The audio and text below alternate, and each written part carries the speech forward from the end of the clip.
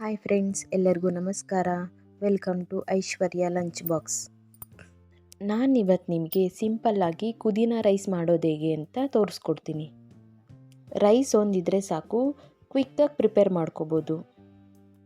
ಈ ಪುದೀನ ರೈಸ್ ಯಾವುದಾದ್ರೂ ವೆಜಿಟೇಬಲ್ ಕುರ್ಮಾಗೆ ಇಲ್ಲ ರೈತಾಗೆ ತುಂಬಾ ಚೆನ್ನಾಗಿರುತ್ತೆ.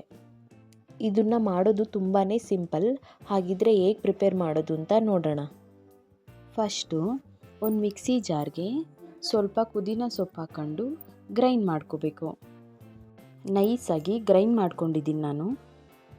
ನಂತರ ಒಂದು ಪಾತ್ರೆ ಬಿಸಿಗಿಟ್ಕೊಂಡು, ಪಾತ್ರೆ ಬಿಸಿ ಆದಮೇಲೆ ಇದಕ್ಕೆ 5-6 ಟೇಬಲ್ ಸ್ಪೂನ್ ಅಡುಗೆ ಎಣ್ಣೆ ಹಾಕ್ತಾಯಿದ್ದೀನಿ.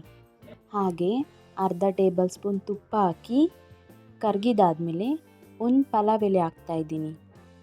1 ಇಂಚ್ ಚಕ್ಕೆ ಹಾಗೆ 3 ಲವಂಗ ಹಾಕಿ 5 ಸೆಕೆಂಡ್ಸ್ ಎಣ್ಣೆಯಲ್ಲಿ ಫ್ರೈ ಮಾಡ್ಕೋಬೇಕು. ನಂತರ 1/4 ಸ್ಪೂನ್ ಸಾಸಿವೆ, 1/4 ಸ್ಪೂನ್ ಜೀರಿಗೆ ಹಾಕಿ ಸಿಡಿಸ್ಕೋಬೇಕು. ನೆಕ್ಸ್ಟು ಒಂದು ಮೀಡಿಯಮ್ ಸೈಜ್ ಈರುಳ್ಳಿನ ಕಟ್ ಮಾಡಿ ಹಾಕ್ಕೊತಾ ಇದ್ದೀನಿ. ಏಲಕ್ಕಿ ಹಾಕ್ಕೊತಾ ಇದ್ದೀನಿ.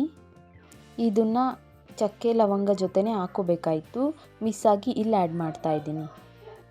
ಎಲ್ಲದನ್ನು ತಿರುಗಿಸ್ಕೊಂಡು ಈರುಳ್ಳಿನ ಸ್ವಲ್ಪ ಕಲರ್ ಚೇಂಜ್ ಆಗೋವರೆಗೂ ಫ್ರೈ ಮಾಡ್ಕೋಬೇಕು. 3 ಹಸಿರು ಮೆಣಸಿಕಾಯಿನ ಕಟ್ ಮಾಡಿ ಹಾಕ್ತಾಯಿದ್ದೀನಿ. ಇದನ್ನು ಒಂದು 10 ಸೆಕೆಂಡ್ಸ್ ಫ್ರೈ ಮಾಡಿಕೊಂಡು ನೆಕ್ಸ್ಟು ಶುಂಠಿ ಬೆಳ್ಳುಳ್ಳಿನ ಕುಟ್ಟಿ ಹಾಕ್ಕೊತಾ ಇದ್ದೀನಿ. ಹಸಿ ಸ್ಮೆಲ್ ಹೋಗೋವರೆಗೂ ತಿರುಗಿಸ್ಕೊಂಡು ನೆಕ್ಸ್ಟು ಅರ್ಧ ಸ್ಪೂನ್ ಆಗುವಷ್ಟು ಗರಂ ಮಸಾಲ ಹಾಕ್ತಾಯಿದ್ದೀನಿ. ಮಸಾಲೆನ ಎಣ್ಣೆಯಲ್ಲಿ ಮಿಕ್ಸ್ ಮಾಡಿಕೊಂಡು ನಂತರ ಪುದೀನ ಸೊಪ್ಪು ಗ್ರೈಂಡ್ ಮಾಡ್ಕೊಂಡಿದ್ವಲ್ಲ ಅದನ್ನು ಆ್ಯಡ್ ಮಾಡ್ತಾಯಿದ್ದೀನಿ. ಹಸಿ ಸ್ಮೆಲ್ ಹೋಗೋವರೆಗೂ 1 ನಿಮಿಷ ಎಣ್ಣೆಯಲ್ಲಿ ಕುದಿಯೋಕೆ ಬಿಡಬೇಕು. 1 ನಿಮಿಷ ಆಗಿದೆ. ಇವಾಗ ರೈಸ್ ಹಾಕ್ತಾಯಿದ್ದೀನಿ. ಇದನ್ನೆಲ್ಲ ಚೆನ್ನಾಗಿ ಮಿಕ್ಸ್ ಮಾಡ್ಕೋಬೇಕು. ನೋಡಿ, ನಾನು ಎಲ್ಲದನ್ನು ಮಿಕ್ಸ್ ಮಾಡ್ಕೊಂಡಿದ್ದೀನಿ. ಇವಾಗ ಸ್ವಲ್ಪ ಪುದೀನ ಸೊಪ್ಪು ಹಾಕ್ತಾಯಿದ್ದೀನಿ.